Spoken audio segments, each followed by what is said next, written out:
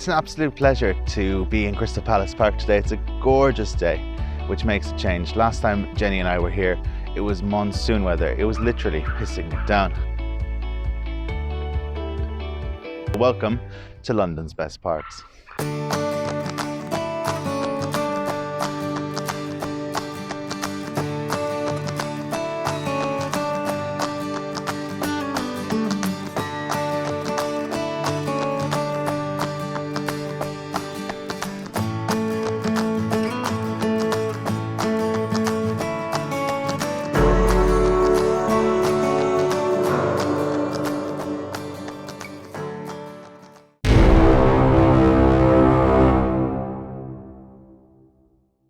Oh my god, this leaf hasn't been seen for like a very long time. I know, that's definitely from that era, that period people talk about. It must be.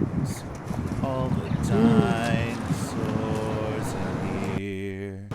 Crystal Palace. Never mind the leaf. Crystal Palace. There's some dinosaurs. And now I'm a totally different character. Welcome to Crystal Palace Park. Crystal Palace Park, Crystal Palace Park. It's a park in South London. Yeah! Getting to Crystal Palace Park is easy. Catch bus number 3 or 432 from Brixton, or you can even arrive by train or overground. The station is right on the edge of the park.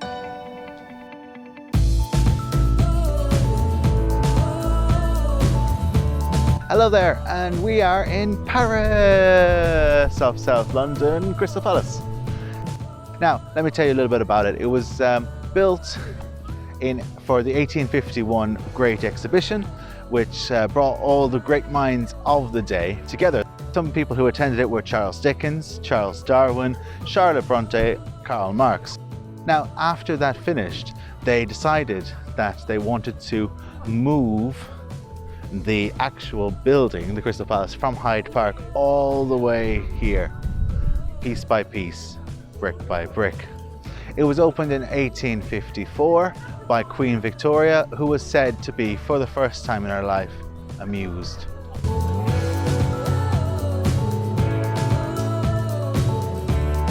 This is the Crystal Palace TV tower.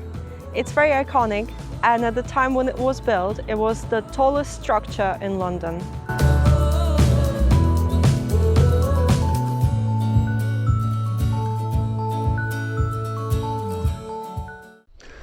What's really nice to see in Crystal Palace Park today is these lovely sphinxes. They've been freshly painted back to their original glorious red, and they're looking fantastic.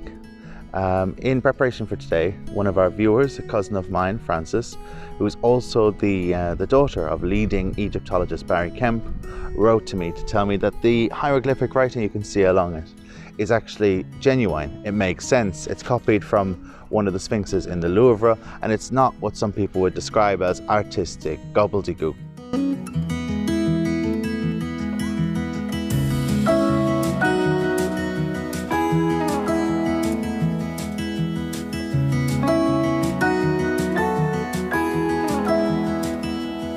In the last video, Peter mentioned how he used to come to Dulwich Park as a kid, and whenever they would rent a pedal boat, he would normally get tired after about 5 minutes and leave the other person to do all the pedaling.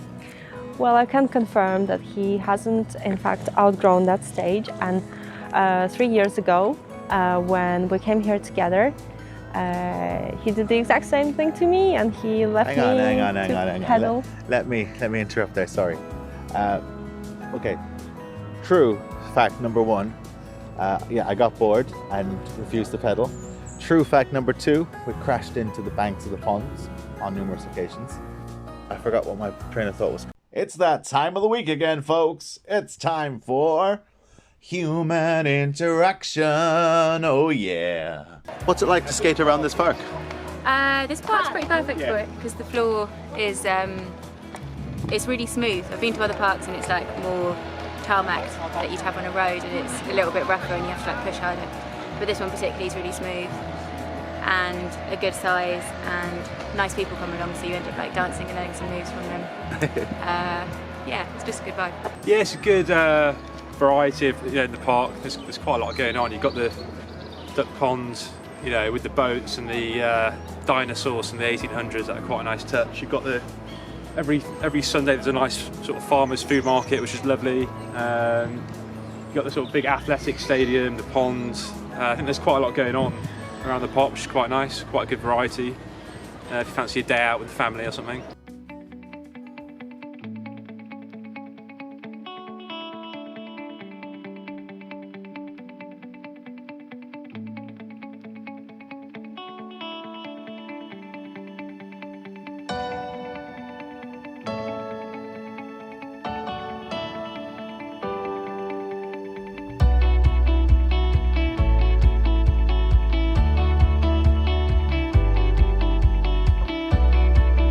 As a small side note, in Crystal Palace Park you'll also find a statue of Guy the gorilla, who was brought to London in 1947.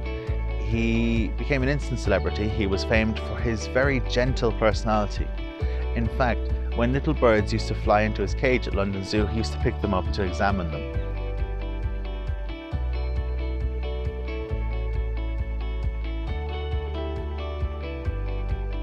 Another unique aspect of Crystal Palace Park is the Ball, or the Rusty Laptop. This outdoor music venue has hosted gigs from Eric Clapton, Pink Floyd, The Cure, and even Bob Marley. It is in need of a little TLC, so if you want to support it, please visit the hashtag on the screen.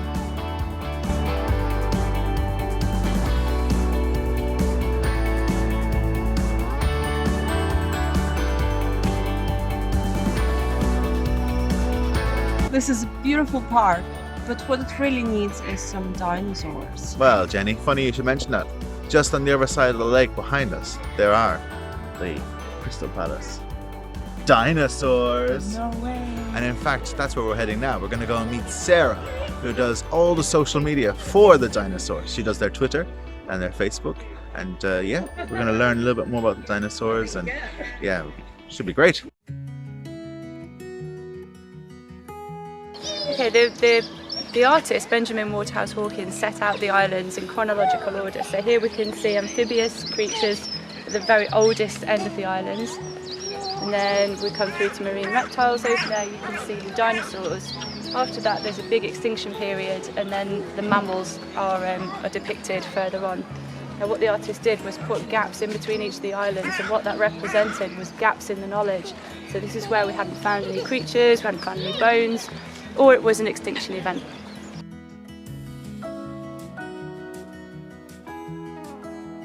Well, these two sculptures behind us represent iguanodons, and those are both the same animal. And the reason they look so different is because the artists had different information from scientists about what the animal would look like.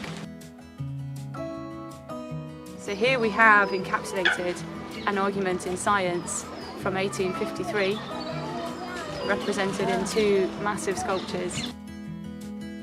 And this was the first time when science really came out from behind closed doors and was shown to the general public in such a way. So people would pay to come into the park, a few pence, and they would come in and walk around, and there would be people here who would be showing them around and explaining to them these are extinct animals, which in itself was a new concept. The people weren't aware before that there were animals which had gone extinct before. There's a lot of new ideas that were represented here. This was a few years before Darwin wrote The Origin of Species and released it.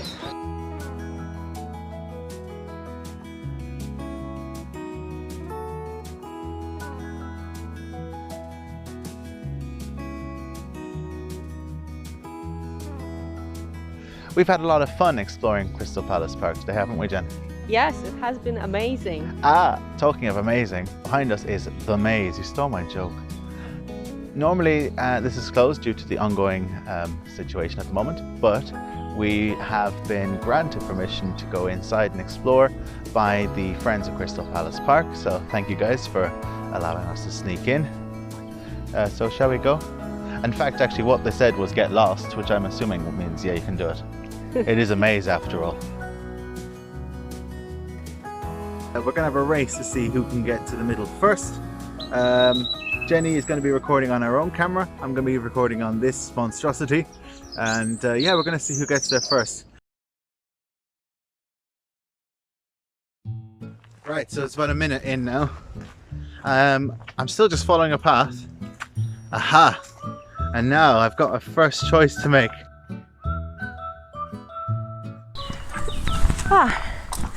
Now I'm in a different part of the maze.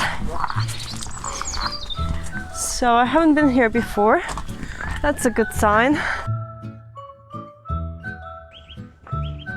There's nothing more frustrating than turning a corner and realizing that you've already been there. Quite difficult. How do I get there? Which way now? What did I do wrong? We're trapped! Send help! And the problem is I'm now desperate for a wee. And I'm also quite hungry. I think I might have to set up camp here for the night. Maybe I could cheat this time. Guys, if you're receiving this is my last will and testament. I got lost in the Crystal Palace maze. I'm probably still there. Tell my family. Send out a search party. Bring a pizza.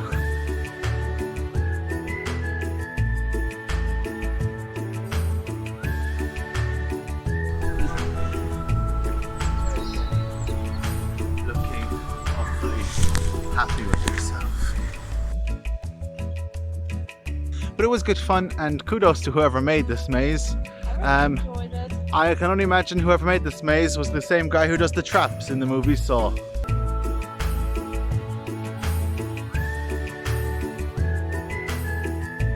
Yeah, I'm happy to leave and go home now.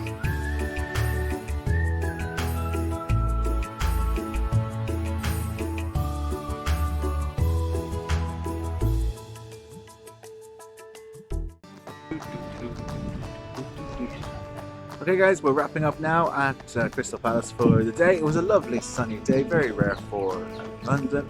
In fact, I heard some English people declare it as summer. Next week we're going to see